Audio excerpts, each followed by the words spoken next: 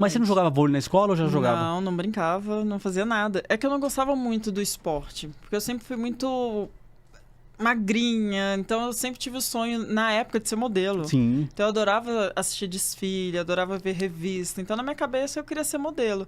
Então na escola eu não brincava muito. Às vezes eu jogava um pouco de handball, mas nada muito sério. Às vezes na educação física ali mesmo. Mas, sei lá, pensar em seguir o esporte ou praticar, ter aquela paixão ali no início, não vou mentir que realmente eu não tinha.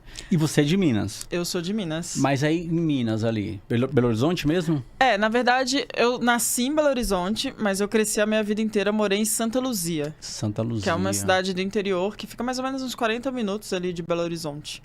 Então eu fazia esse trajeto aí de Santa Luzia até Belo Horizonte, porque eu comecei a jogar no Minas Tênis Clube, que ficava em Belo Horizonte.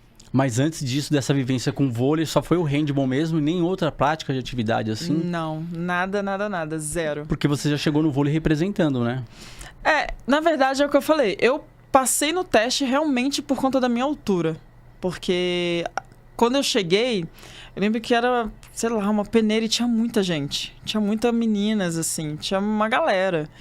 E aí eu lembro que a técnica me olhou, chamou minha mãe e falou assim, ó, a sua filha é muito alta, ela se destaca aqui no meio de todo mundo, então a gente não vai fazer o teste, mas na segunda-feira traz a identidade dela, vamos conversar para ela já começar a treinar aqui.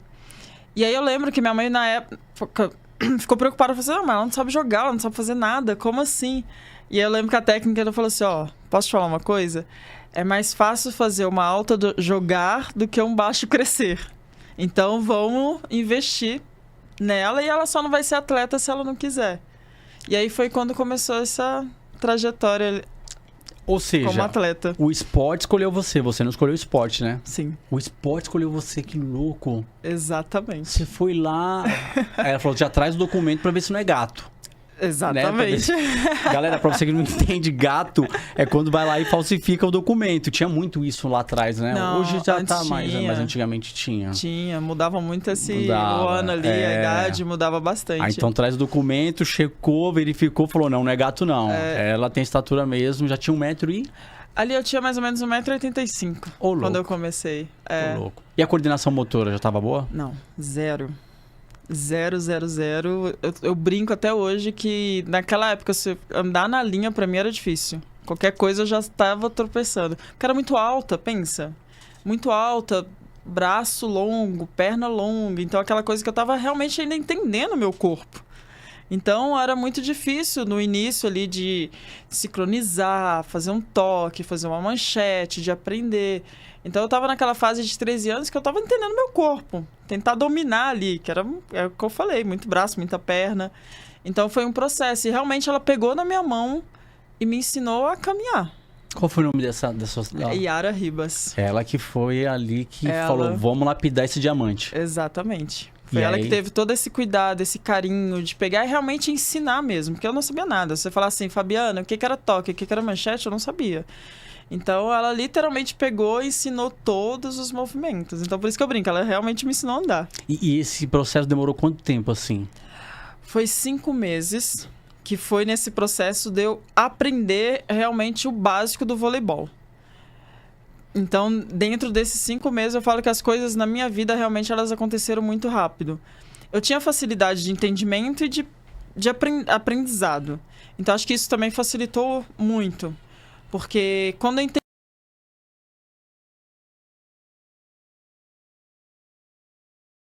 os meus pais, então foi onde realmente começou a minha dedicação de treinar todo dia. Fabi, mas assim, no início ela colocou você muito mais pra bloquear devido à estatura? Não, na verdade, naquela época a gente fazia de tudo um pouco. Então... Você ficou boa no saque, na manchete, exatamente. Na cortada, no bloqueio? No início eu não fiquei boa em nada. Mas eu tinha... eu gosto da sinceridade, eu gosto. Eu tinha noção do que tinha que ser feito ali para jogar voleibol. Então eu aprendi a dar um toque, aprendi a dar manchete, aprendi a atacar, aprendi a sacar. Só que era aquela coisa. Eu falei, se eu realmente é isso que eu quero para minha vida, eu quero ser a melhor no que eu tô fazendo. Então foi onde eu comecei a treinar sozinha. Ia pra parede, ficava treinando toque, treinava manchete, treinava ataque. Então, passava o dia treinando, acordava treinando. Então, eu fiquei naqueles 5 meses realmente focada em ser o diferencial. É a nossa pegada, a nossa geração, né? A gente vem conversando sobre isso. Quem nasceu nos anos 80 é essa base, né? Essa base. Tem que dar certo, não tem que nem pensar, só vai. Só vai. E assim, naquela época também, eu via muito a dificuldade dos meus pais. Então, eu já estava em casa, eu já sentia muita falta do meu pai, porque meu pai era motorista de ônibus, então meu pai fazia muita viagem, ele fazia muita excursão na época. Então, às vezes, meu aniversário, Natal, aquelas festas, sei lá, de fim de ano, meu pai não estava em casa. Então, eu sentia muito isso. E aí, a partir do momento que eu sabia que era essa dificuldade, porque meu pai trabalhava muito, porque ele preocupava em dar o melhor pra gente. Com certeza, sim. A preocupação dele era trazer o dinheiro para casa para que a gente pudesse fazer uma boa faculdade. Então, a partir do momento que eu sair de casa, que minha mãe e meu pai me deram todo esse apoio, então, na minha cabeça, eu preciso fazer isso aqui dar certo. Então, se é isso que eu quero para minha vida, eu vou fazer isso aqui dar certo. Então, eu só tinha isso na minha cabeça, era aquele objetivo e a oportunidade de mudar a minha vida e a vida dos meus pais. Então, na hora que eu entendi aonde eu poderia chegar, o que eu tinha que fazer para chegar naquele objetivo maior, era treinar, era ter a minha dedicação e o foco ali 100%. Então, foi realmente eu grudar nas meninas mais velhas para poder aprender, ouvir cada passo da técnica, grudar ali, o que eu posso fazer, onde eu posso ir, o que eu posso fazer para ser melhor. Você precisa treinar isso, isso, aquilo. Então, é onde eu ia todo dia. Eu já acordava com aquilo ali na cabeça do que eu tinha que fazer no meu dia a dia.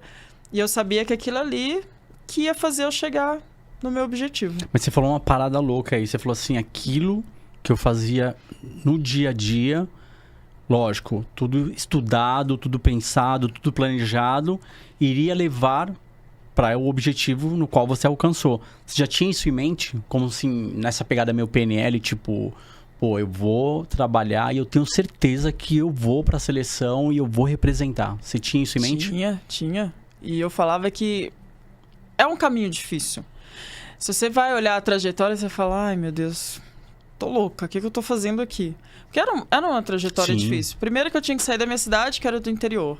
Ficava 2 horas no ônibus, independente se era em pé, sentada, para chegar no treinamento. Quando eu ia treinar, eu treinava de manhã e à tarde. Então, às vezes, não tinha como eu voltar para casa para descansar. Então, eu ficava ali sei lá, no banco, alguma coisa ali perto do ginásio para poder descansar. Várias vezes, quem era sócio tirava eu dali. Falava, o que você está fazendo aqui? Aqui não é lugar de dormir, não era de deitar.